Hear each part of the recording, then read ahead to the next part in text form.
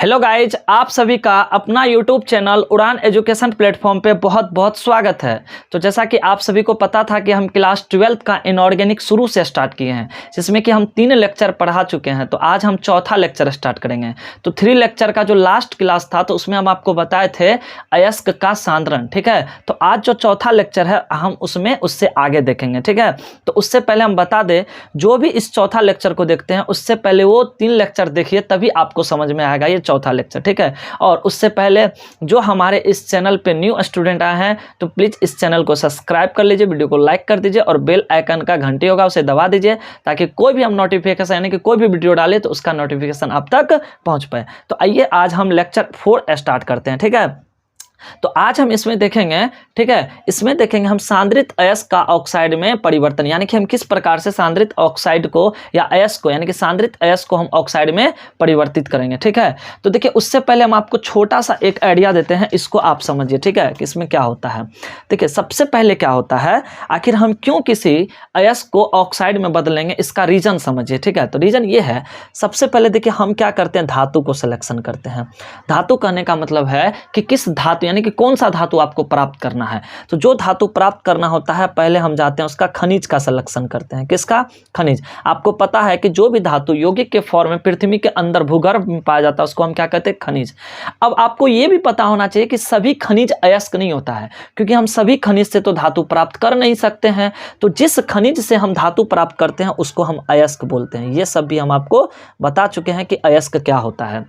याद रखिएगा कि जिन खनिज से हम धातु को सरलता से और आसानी से और कम खर्च में प्राप्त कर सकते हैं उसे ही हम क्या कहते हैं? अयस्क। जब आप अयस्क का सिलेक्शन कर लीजिएगा तब क्या होता है, तो जब उसको पृथ्वी के अंदर से निकाला जाता है तो उसमें बहुत सारा धूलकण होता है, कंकर पत्थर बालू ये सब होता है, ठीक है, जिसको आप क्या बोलते हैं? गेंग।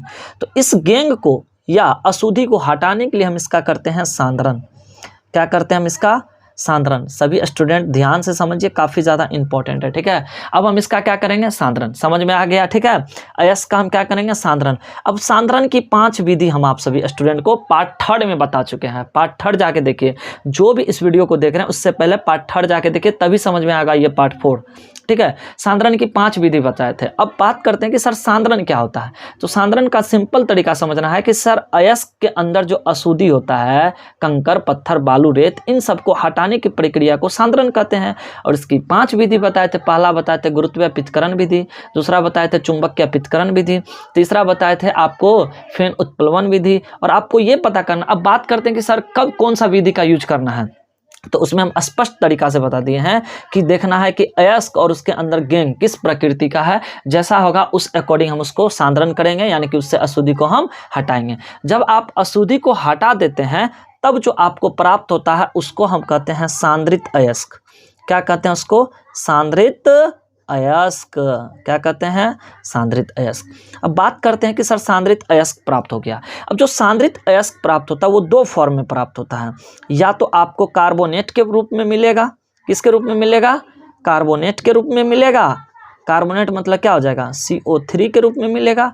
या तो आपको वो सल्फाइड के फॉर्म में मिलेगा। किस फॉर्म में मिलेगा?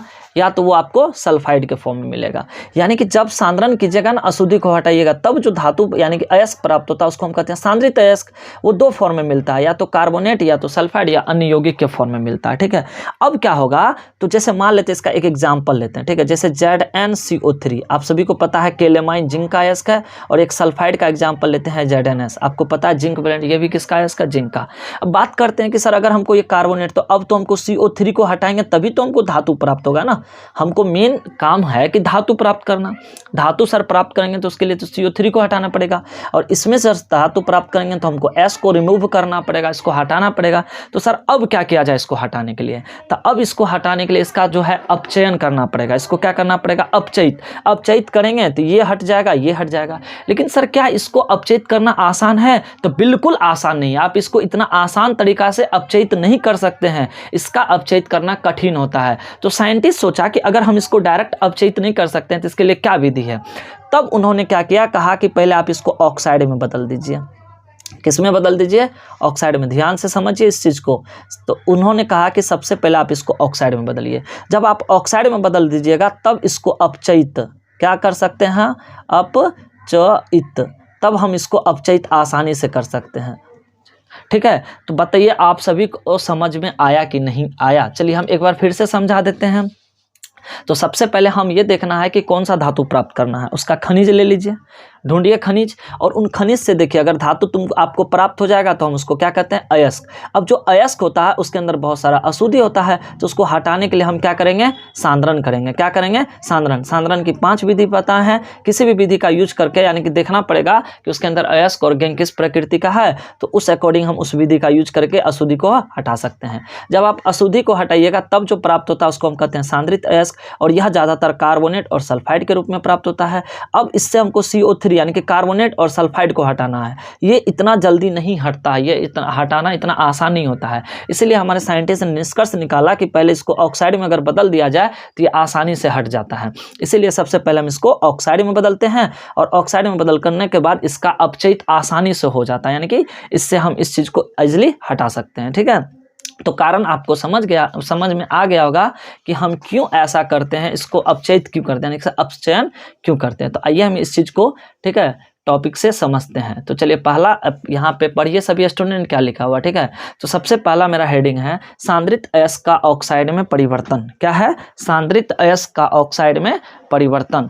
तो क्यों करते हैं, तो पहले इसका हम कारण लिखेंगे। ठीक है, तो अभी जस्ट आपको कारण हम बताए हैं कि कार्बोनेट या सल्फाइड अयस्क को आसानी से अपचयित नहीं किया जाता। अभी जस्ट हम बोले कि कार्बोनेट हो या सल्फाइड अयस्क को, इसको हम आसानी से अपचयित नहीं कर सकते हैं, नहीं किया जा सकता है, जबकि ऑक्साइड को सरलता से अपचयित करके धातु प्राप्त कर सकते हैं। इसीलिए हम क्या करते हैं, तो सांद्रित अयस्क को ऑक्साइड में बदलते हैं। ठीक है, ऑक्साइड में अगर बदल दीजिएगा ना तो हम आसानी से क्या कर सकते हैं, धातु प्राप्त कर सकते हैं। अब ऑक्साइड में बदलने के लिए 2 विधि का हम प्रयोग करेंगे। कितना विधि का, 2। यहाँ लिख रखे हैं कि इसके लिए 2 विधियों का प्रयोग किया जाता है। अब आइए हम 2 विधि को समझते हैं। ठीक है, तो जो पहला विधि है मेरा वो है आपका निस्तापन, और ये आप लोग 10th में भी पढ़ चुके हैं। कहाँ पे पढ़े हैं, 10th में। तो आइए समझते हैं कि निस्तापन किसे कहा जाता है। तो सबसे पहले आपको पहला पॉइंट समझना है कि जिस अयस्क में नमी हो या क्रिस्टलीय जल हो या OH मतलब हाइड्रा ऑक्साइड हो या कार्बोनेट होता है, केवल उसी का निस्तापन किया जाता है। पहला पॉइंट आप सभी को स्टूडेंट को याद रखना है कि सर जिस अयस्क में नमी होगा या क्रिस्टलीय जल होगा या हाइड्रा ऑक्साइड होगा या कार्बोनेट होगा, उसी का हम क्या करेंगे, निस्तापन करेंगे। ठीक है, अब बात करते हैं कि सर अगर हम पहचान लिए कि ठीक है उस अयस्क के अंदर नमी है, क्रिस्टलीय है, OH है या CO3 है, तो अब इसका जो निस्तापन किया जाता है उसमें क्या किया जाता है। तो अब यहाँ पे निस्तापन का डिफिनेशन समझना है। ठीक है, देखिए निस्तापन में सांद्रित अयस्क को उसके गलनांक से कम ताप पर वायु की अनुपस्थिति में गर्म किया जाता है, जिससे नमी तथा CO2 उड़ जाते हैं तथा ऑक्साइड प्राप्त होता है। समझ में आया कि नहीं। ठीक है, देखिए इसमें क्या होता है, निस्तापन मतलब वो प्रक्रिया है जिसमें सांद्रित अयस्क को ऑक्सीजन की अनुपस्थिति में या वायु की अनुपस्थिति में, ठीक है, उसके गलनांक से कम ताप पर गर्म किया जाता है। तो इस प्रोसेस को ही हम कहते हैं निस्तापन। क्या कहते हैं, निस्तापन। देखिए अब इसका क्या मतलब होता है, निस्तापन मतलब होता है सांद्रित अयस्क ले लीजिए, मतलब अशुद्धि को हटा दीजिए और उसको उसके गलनांक से कम ताप पर, गलनांक से कम ताप करने का मतलब है अब इतना ज़्यादा मत उसको गर्म कर दीजिएगा, ठीक है, ताकि वो पिघल जाए। ठीक है, इसलिए हम कह रहे हैं कि कम गलनांक पे उसको ताप पर गर्म करना है। ज़्यादा कीजिएगा पिघल जाएगा तो वो भी दिक्कत है। ठीक है, और वायु की अनुपस्थिति में कई बार पूछा जाता है कि बताइए वायु की उपस्थिति में निस्तापन होता है या भर्जन, आगे बताएंगे। तो याद रखिएगा अगर वायु की अनुपस्थिति में गर्म करते हैं तो उसी को क्या कहते हैं, निस्तापन। ठीक है, उपस्थिति में गर्म किया जाता है, जिससे क्या होता है उसके अंदर जो नमी था या CO2 था उड़ जाता है और उससे हमें ऑक्साइड प्राप्त हो जाता है। आइए हम इसको एग्जाम्पल के माध्यम से आप सभी स्टूडेंट को समझाते हैं। ठीक है, देखिए जैसे मान लेते हैं यहाँ पे Fe2O3 × XH2O लिए हैं, ये एक प्रकार का लोहा का अयस्क। अब कितना बच्चा कंफ्यूज होगा सर ये यहाँ X क्या है, X यहाँ पे 1 हो सकता है, 2 हो सकता है, 3 4 5 कुछ भी जलकाणु हो सकता है। तो जब आप इसे ऑक्सीजन की अनुपस्थिति में गर्म कर रहे हैं, याद रखिएगा यहाँ पे नहीं लिखे हैं, कोई दिक्कत ना, आप समझ जाइए कि इसको हम ऑक्सीजन के अनुपस्थिति में गर्म कर रहे हैं। तो ऐसा करने से क्या होता है, तो ये देखिए ये जो जल का अणु है पूरा का पूरा क्या होता है, गायब, और इस प्रकार से हमको ऑक्साइड मिल जाता है। ये कुछ अयस्क लिए हैं और ये ऐसा अयस्क लिए हैं जो ऑक्साइड या कार्बोनेट अयस्क हो। ठीक है, चलिए नेक्स्ट देखते हैं। ये लिए हैं CaOH का होल 2, फिर इसको भी गर्म करेंगे तो यहाँ से देखिए जल इसके अंदर उड़ जाता है और हमको ऑक्साइड अयस्क प्राप्त होता है। ठीक है, अब नेक्स्ट हम देखते हैं यहाँ से ZnCO3, ये एक प्रकार का जिंक का अयस्क है और केलेमाइन है। इसको अगर हम गर्म करेंगे तो यहाँ से देख सकते हैं आप CO2 कार्बन डाइऑक्साइड उड़ गया है, ZnO हमको जिंक ऑक्साइड प्राप्त हो गया है। और इसको भी गर्म करेंगे तो यहाँ से देखिए हमको ऑक्साइड यानी कि कैल्शियम का ऑक्साइड और मैग्नीशियम का ऑक्साइड और कार्बन डाइऑक्साइड दो को बन के उड़ गया है। इस प्रकार से आपको ऑक्साइड प्राप्त होता है। तो आपको निस्तापन में बस 2 ही पॉइंट याद रखना है, ज़्यादा आपको नहीं याद रखना है। अब कहिएगा सर क्या याद रखना आपको, तो निस्तापन में सिंपल याद रखिएगा सर कि इस अयस्क में, ठीक है, यानी कि इसमें सर जिस अयस्क में, ठीक है, नमी या क्रिस्टलीय जल या हाइड्रोक्साइड या CO3 होता है, केवल उसी का निस्तापन किया जाता है। ठीक है, उसी अयस्क का हम क्या करेंगे, निस्तापन। अब निस्तापन क्या होता है, तो याद रखिएगा सर किसी भी अयस्क को उसके गलनांक से कम ताप पर वायु की अनुपस्थिति में जो गर्म करते हैं, इसी प्रोसेस को ही हम क्या कहते हैं, निस्तापन। और यहाँ पे हम एग्जाम्पल लिख चुके हैं। ठीक है, तो आप इसको वीडियो को रोक करके नोट कर लीजिए। अब नेक्स्ट इसमें कुछ नोट पॉइंट है, इसको समझना है, जो कि एग्जाम में आपका पूछ देता है। अब नोट पॉइंट क्या है इसको समझिए। तो पहला याद रखिएगा कि निस्तापन से अयस्क सरंध्र हो जाता है, मतलब क्या होता है, उसका सतह पे छिद्रित हो जाता है, जिसके कारण वो ऑक्साइड और अपचयित होना उसके लिए आसान हो जाता है, यानी कि अपचयित आसानी से हो जाता है। तो याद रखिएगा सर निस्तापन करने से अयस्क जो है सरंध्र हो जाता है, मतलब छिद्रित, उसका सतह पे जो है ना रुखरापन आ जाता है, जिससे क्या हम क्या करते हैं, तो ऑक्साइड में जो बदलता है उसको अपचयित करके हम धातु आसानी से बना लेते हैं। ठीक है, दूसरा याद रखिएगा कि सर निस्तापन करने से वाष्पशील अशुद्धियां एवं नमी उड़ जाता है। अब ये कहने का क्या मतलब है, तो जब भी आप उसको गर्म कीजिएगा ना ऑक्सीजन की अनुपस्थिति में, जो वाष्पशील कहने का मतलब है जो अशुद्धि वाष्प में बदलने वाला रहेगा, तो वाष्पशील अशुद्धि एवं नमी भी क्या होते हैं, उड़ जाते हैं। किससे, तो निस्तापन से। चौथा पॉइंट याद रखिएगा, ठीक है, कि जो कार्बनिक पदार्थ होते हैं, ठीक है, अशुद्धि नष्ट हो जाते हैं गर्म करने से, निस्तापन करने से कार्बनिक पदार्थ की अशुद्धि भी क्या होते हैं, नष्ट। और चौथा पॉइंट याद रखना है, कार्बोनेट या हाइड्रा ऑक्साइड या ऑक्साइड, यानी कि चाहे कार्बोनेट अयस्क हो या हाइड्रा ऑक्साइड, ये सब जो होता है ये किस में बदल जाते हैं, तो ऑक्साइड में बदल जाते हैं। तो इस प्रकार से आपका जो है निस्तापन क्लियर हो गया। अब चलिए अब हम स्टार्ट करते हैं दूसरा भर्जन। क्या स्टार्ट करेंगे हम, दूसरा भर्जन। तो आइए हम समझते हैं कि भर्जन किसे कहते हैं। ठीक है, तो चलिए सबसे पहले आपको बताते हैं कि भर्जन हमें किस सांद्रित अयस्क का करना है। सबसे पहले तो यही पॉइंट होता है ना कि किसका आप भर्जन करेंगे। तो याद रखेंगे जिसमें केवल S मतलब क्या होता है, सल्फर, या AS मतलब आर्सेनिक, या SB मतलब एंटीमनी, ठीक है, कि अशुद्धियां वाले अयस्क का ही भर्जन किया जाता है। याद रखेंगे केवल क्या क्या, तो सल्फर, आर्सेनिक, एंटीमनी की अशुद्धियां वाले अयस्क का ही भर्जन किया जाता है। तो पहला पॉइंट तो आपका यहीं से क्लियर हो गया कि किस प्रकार के हम सांद्रित अयस्क का भर्जन करेंगे। अब तो सर समझ गए, लेकिन इसमें किया क्या जाता है, तो इसमें क्या किया जाता है, भर्जन में अयस्क को उसके गलनांक से कम ताप पर ऑक्सीजन की उपस्थिति में गर्म किया जाता है। ठीक है, ऐसा करने से ये जो अशुद्धियां होता है, यानी कि सल्फर हो गया, आर्सेनिक और एंटीमनी की अशुद्धियां ऑक्साइड में बदल कर उड़ जाते हैं, यानी कि अशुद्धियां जो है ऑक्साइड में बदल कर उड़ जाते हैं तथा अयस्क की ऑक्साइड में बदल जाता है, यानी कि परिवर्तित हो जाता है, और इस प्रकार हमें अयस्क की ऑक्साइड मिल जाए, यानी कि धातु की ऑक्साइड मिल जाता है।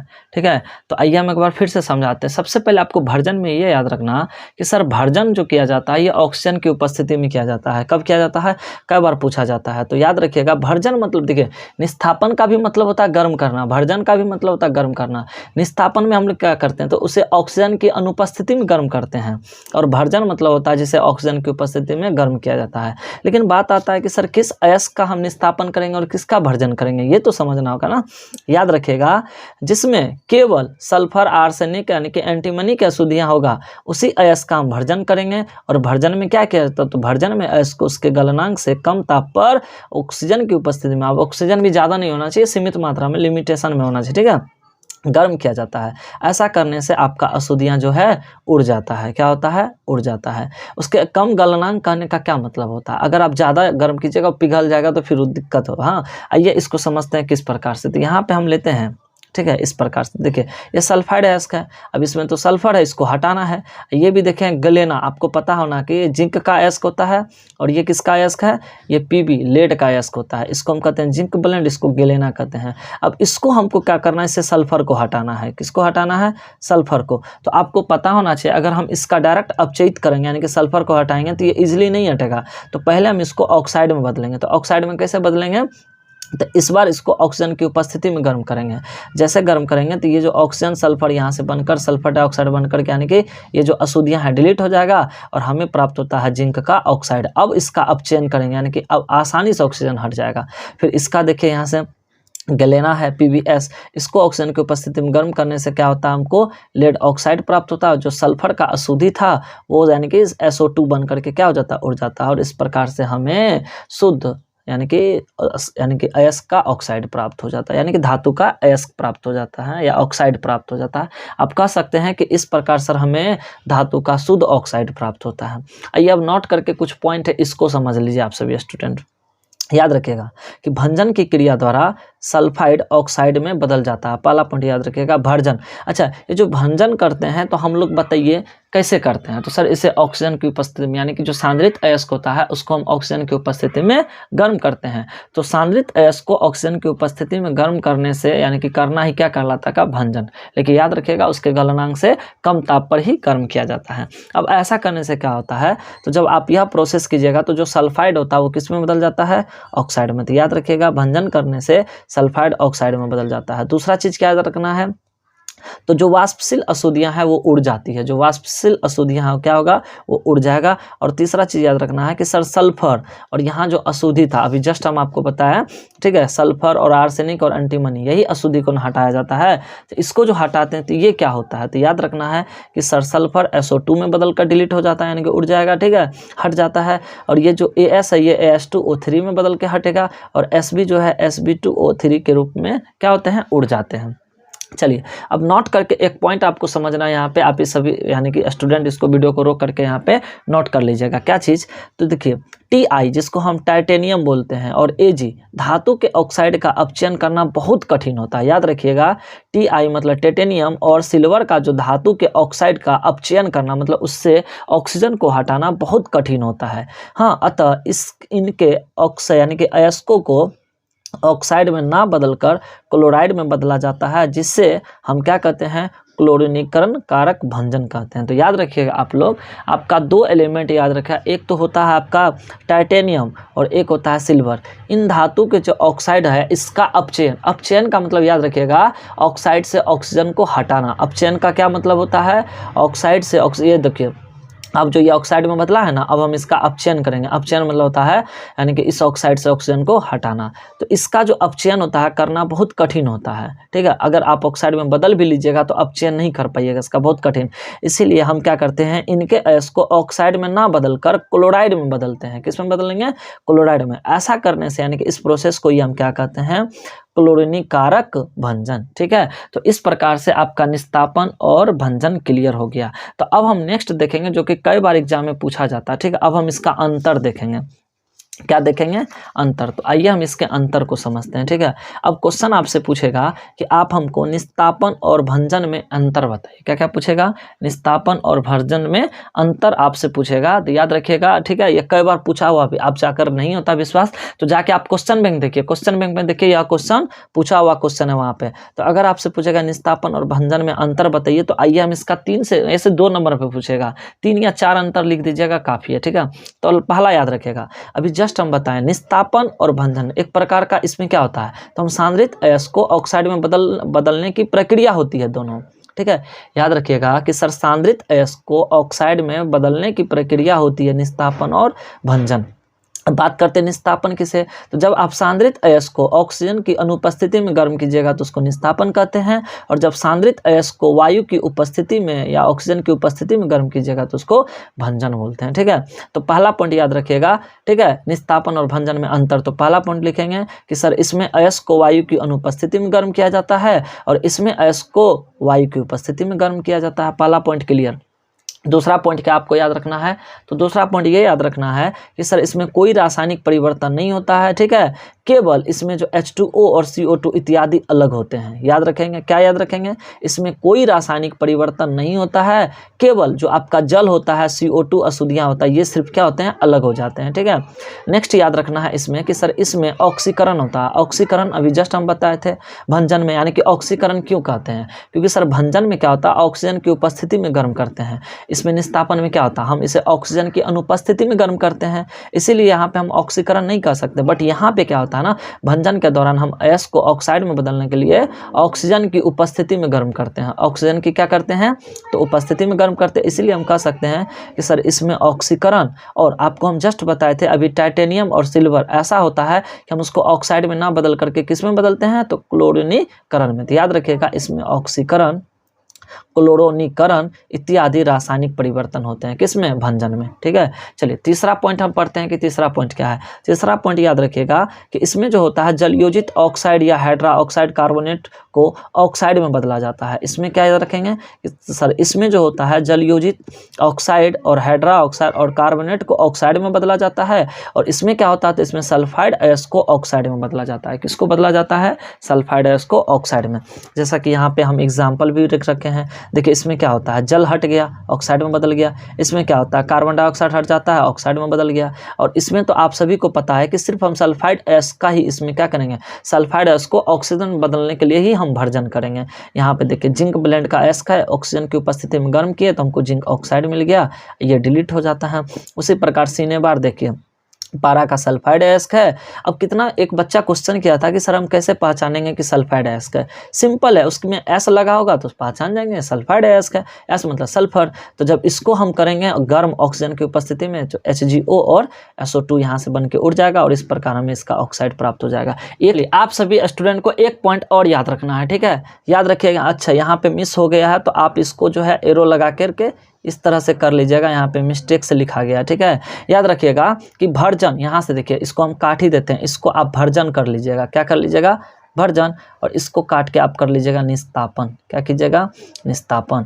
तो याद रखिएगा ठीक है कि ये जो भर्जन होता है प्रायः सल्फाइड अयस्क के लिए प्रयुक्त होते हैं और जो निस्तापन होते हैं प्रायः कार्बोनेट अयस्क के लिए प्रयुक्त होते हैं। काफ़ी ज़्यादा इंपॉर्टेंट पॉइंट है। ठीक है, क्या याद रखेंगे कि सर भर्जन जो होता है, यहाँ से देखो ये जो होता है भर्जन हो गया, भर्जन प्रायः सल्फाइड अयस्क के लिए प्रयुक्त होते हैं और जो निस्तापन था वो प्रायः किसके लिए होते हैं, तो कार्बोनेट अयस्क के लिए उपयुक्त होते हैं, प्रयुक्त होते हैं। तो इस प्रकार आपका यह पूरा कंसेप्ट क्लियर हो गया। तो सिंपल एक बार हम आपको समझा देते हैं। ठीक है, सिंपल समझिए। ठीक है, कि आप क्या कीजिएगा, तो जो सांद्रित अयस्क होता है उसको हम ऑक्साइड में बदल लेंगे।